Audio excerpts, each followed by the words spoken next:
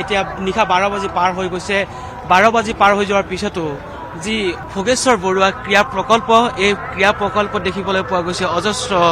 জুবিনদাৰ অনুৰাগীৰ ভিৰ উৰেটো নিশা শ্ৰদ্ধাৰ্ঘ্য অৰ্পণৰ কাৰণে স্বতঃস্ফূৰ্তভাৱে ওলাই আহিছে সমগ্ৰ ৰাজ্যবাসী এয়া আমি পোনপটীয়া সম্প্ৰচাৰ যোগে এইখিনি সময়ছোৱাৰ পৰিৱেশটো দেখুৱাবৰ কাৰণে চেষ্টা কৰিছোঁ আমি নিৰন্তৰভাৱে যিদিনাখনে বেয়া খবৰটো আমাৰ মাজলৈ আহিছিল সিদিনাখনৰ পৰাই এইখিনি সময়ছোৱালৈকে প্ৰতিটো মুহূৰ্তৰ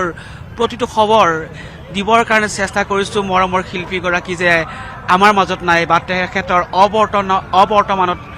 আমি খবৰ কিছুমান দিবলৈ চেষ্টা কৰিছোঁ আৰু এয়াও তাৰে এক অংশ হিচাপে এই নিশাৰ ভাগত আমি উপস্থিত আছোঁ সৰুসজাইস্থিত অৰ্জুন ভোগেশ্বৰ বৰুৱা ক্ৰীড়া প্ৰকল্পত আৰু ইয়াতেই মৰমৰ শিল্পীগৰাকীৰ যি পাৰ্থিৱ শৰীৰ পাৰ্থিৱ দেহ ইয়াতে ৰখাই থোৱা হৈছে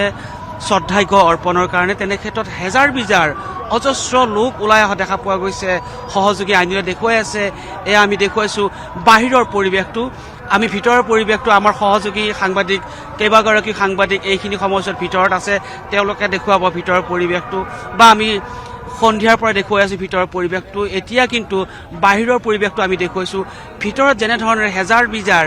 জুবিনদাৰ অনুৰাগীৰ সমাগম তেখেতক শ্ৰদ্ধাঞ্জলি অৰ্পণৰ উদ্দেশ্যে বাহিৰতো সেই একেই অনুৰূপ পৰিৱেশ এগৰাকী বাইদেউ আছে আমি তেখেতৰ সৈতে কথা পাতিবৰ কাৰণে চেষ্টা কৰিম বাইদেউ আপুনি ক'ৰ পৰা আহিছে মই পল্টন বজাৰৰ পৰা আহিছোঁ জুবিনদাৰ খবৰটো পাই বহুত দুখ লাগিছে পৰহি খবৰটো পালোঁ দিনৰ ভাগত মই গম পোৱা নাছিলোঁ ছোৱালী মোক কলেজৰ পৰা ফোন কৰি খবৰটো দিছে মনত বহুত আঘাত লাগিছে জুবিনদাৰ গান আমি সৰুৰ পৰা শুনি আহিছোঁ তেখেতক জানে প্ৰাণে অন্তৰে ভাল পাওঁ কিন্তু খবৰটো শুনি মানে বহুত আঘাত লাগিছে জুবিনদাৰ জেগাত যদি মোকে লৈ গ'লে হয় তথাপিতো মই মানে বহুত শান্তি পালোঁ হয় কি ক'ব আৰু দুৰ্ভাগ্যজনক কথা চাওক আচলতে কিমান ভাল পালে মানুহগৰাকীক জুবিনদাক এনেকৈ ক'ব পাৰে তেখেতে কৈছে যদি ঈশ্বৰে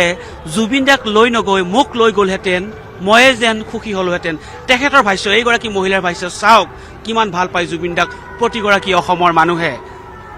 আমি নতুনকৈ কোৱাৰ কোনো প্ৰয়োজন নাই প্ৰতিগৰাকী অসমবাসীৰ আহে আহে কোহে কোহে জুবিনদাৰ যেন আত্মাটো বিৰাজমান সেয়াই প্ৰতিপন্ন হয় বহু লোকৰ ভাষ্যত তেনে ক্ষেত্ৰত ইয়াৰে এক অংশ হিচাপে আমি দেখুৱাই আছোঁ অজস্ৰ লোকৰ সমাগম নিশা 12 বাজি পাৰ হৈ গৈছে এক প্ৰকাৰ লোকৰ যি জনসমুদ্ৰ সেই লোকৰ জনসমুদ্ৰ বোৱা পৰিলক্ষিত হৈছে সৰুসজাইৰ ভোগেশ্বৰ বৰুৱা ক্ৰীড়া প্ৰকল্পত এয়া বাইদেউ অলপমান কথা পাতিব বিচাৰিছোঁ দৰ্শন কৰিলেনে তেখেতৰ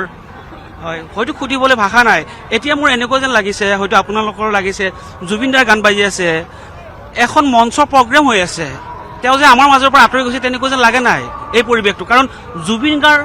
জুবিনদাৰ সত্তাটোৱে তেনেকুৱা এটা আছিলে যেন আমি বিহু চাব আহিছোঁ তেনেকুৱা যেন লাগিছে তেওঁ আমাৰ মাজত নাই আমি তেওঁক আঁতৰি যাব দিব নোৱাৰোঁ সেইটোৱে লাগিছে যে এইবিলাক মানুহ কাৰ কাৰণে আহিছে কিহৰ কাৰণে আহিছে কোনেওতো মাতা নাই পূজা ৰাস উৎসৱ চাবৰ কাৰণে এনেকে মানুহ আহে ফূৰ্তি কৰিবৰ কাৰণে আজি কাক চাবৰ কাৰণে আহিছে তাৰ বাকচৰ ভিতৰত শুই আছে আৰামছে কিন্তু মানুহ কোনেওতো কাকো মাতা নাই নিজে নিজে আহিছে চবে তো ইয়াতকে বেছি একো ক'ব নোৱাৰি ক'ৰ পৰা আহিছে গড়চুকৰ পৰা এয়া এগৰাকীৰ যুৱতীৰ চকুত চকু পানী বাইদেউ আপুনি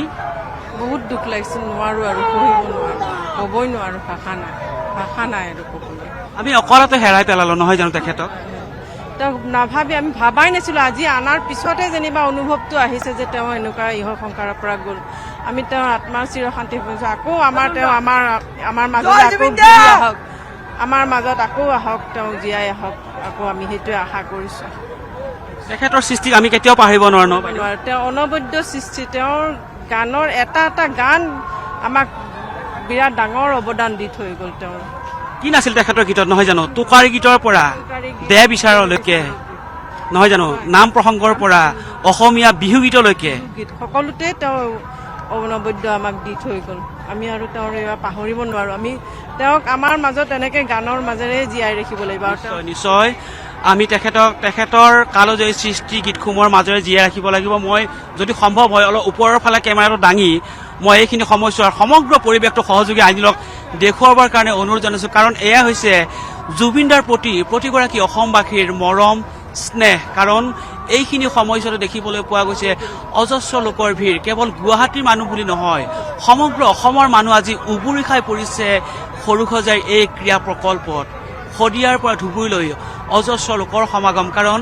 এইগৰাকী জনপ্ৰিয় কণ্ঠশিল্পীৰ যি আকস্মিক বিয়োগ, এই আকস্মিক বিয়োগক কোনেও সহজভাৱে গ্ৰহণ কৰিব পৰা নাই। অসমৰ সংস্কৃতিৰ বৰপথাৰখনত তেখেতৰ যি কালজয়ী অৱদান, তেখেতৰ যি অনবদ্য অৱদান, সেই অৱদানে প্ৰতিগৰাকী অসমবাসীক এক হৃদয়ত স্থান দি আহিছিল আৰু হৃদয়ত স্থান দি থাকিবই। জুবিন দা যদিও আমাৰ মাজত কায়িকভাৱে নাথাকিব, কিন্তু তেখেতৰ যিসমূহ অমৰ সৃষ্টিৰাজি, সেইসমূহ সৃষ্টিৰাজিৰ কাৰণে তেওঁ আমাৰ মাজত সদায় জীয়াই থাকিব। তেনে ক্ষেত্ৰত এইখিনি সময়ত এই মুহূৰ্তৰ পৰিৱেশটোৱে কৈ গৈছে বহুখিনি কথা। কাৰণ এই মুহূৰ্তৰ যি লানি নিচিনা সোঁত জুবিন দাৰ অনুৰাগীসকলৰ, এই সোঁতে কৈ যাব বিচাৰিছে জুবিন দা কিমান প্ৰাণৰ আপোন আছিল প্ৰতিগৰাকী অসমবাসীৰ। এয়া আমি দেখুৱাইছো বাহিৰৰ পৰিৱেশটো, য'ত শ্ৰদ্ধাঞ্জলি অনুষ্ঠানৰ বিশেষ ব্যৱস্থা গ্ৰহণ কৰিছে ইয়াতে প্ৰশাসনে। তেনে ক্ষেত্ৰত এই বাহিৰৰ পৰিৱেশটো আমি দেখুৱাবৰ কাৰণে চেষ্টা কৰিছোঁ। এজন যুৱ প্ৰজন্মৰ প্ৰতিনিধি আছে, যুৱ প্ৰজন্ম আছে, কাৰণ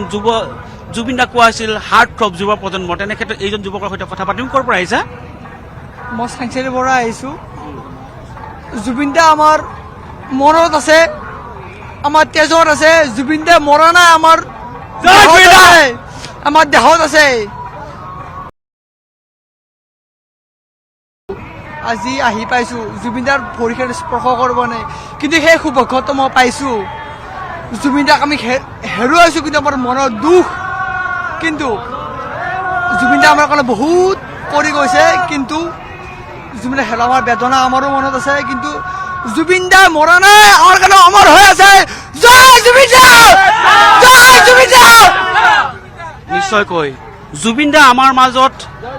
জীয়াই আছে, সদায় জীয়াই থাকিব। তেওঁ আমাৰ মাজৰ পৰা আঁতৰি যোৱা নাই। প্ৰতিজন অসমীয়াই সেই দাবীকে কৰিব। কেৱল এইজন যুৱকে নহয়, আজিৰ তাৰিখত যদিও চাৰিওফালে শোকাকুল পৰিৱেশে বিৰাজ কৰিছে,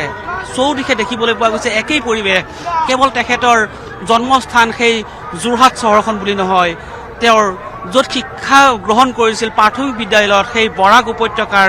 সেই কৰিমগঞ্জৰ সৰু চহৰখনত বুলিয়েই নহয়, য'ত কৰ্মসূত্ৰে তেওঁ বসবাস কৰিছিল গুৱাহাটী মহানগৰ বুলিয়েই নহয়, চৌদিশে একেই পৰিৱেশ দেখিবলৈ পোৱা গৈছে। কান্দোনৰ ৰোল উঠিছে চৌদিশে মাথো, সকলোৱে এটুপি চকুলো টুকি অশ্ৰু অঞ্জলি যাচিছে, তেওঁলৈ সন্মান প্ৰদৰ্শন কৰিছে প্ৰাণৰ শিল্পীগৰাকী। কাৰণ প্ৰাণৰ শিল্পীগৰাকী এইদৰে যে আচম্বিতে হেৰাই যাব, সেই কথা কোনেও কেতিয়া কল্পনাই কৰিব পৰা নাই। এই মুহূৰ্ততো কল্পনা কৰিব পৰা নাই। কোনেও যেন তেখেতক বিদায় দিব বিচৰা নাই। কিন্তু নিয়তিৰ যি নিষ্ঠুৰতা, সেই নিয়তিৰ নিষ্ঠুৰতাক আমি মানি ল'বই লাগিব। মৃত্যু চিৰন্তন সত্য। তেনে ক্ষেত্ৰত জুবিন দাৰ যি আকস্মিক বিয়োগ, এই বিয়োগক লৈ বহুখিনি ৰহস্যঘন প্ৰশ্নৰো উদ্ভৱ হৈছে। কিন্তু সেইবিলাক পিছৰ কথা, সেইবিলাক আইনী প্ৰক্ৰিয়াৰ মাজেৰে হয়তো নিশ্চয় তদন্তৰ আওতালৈ আহিব বা প্ৰশাসনে এই সন্দৰ্ভত বিশেষ বিহিত ব্যৱস্থা গ্ৰহণ কৰিব। কিন্তু প্ৰাণৰ শিল্পীগৰাকীৰ এনেধৰণৰ যি বিয়োগ, এনেধৰণৰ বিয়োগে এইখিনি সময়ছোৱাত মৰ্মাহত কৰি তোলা দেখা পোৱা গৈছে।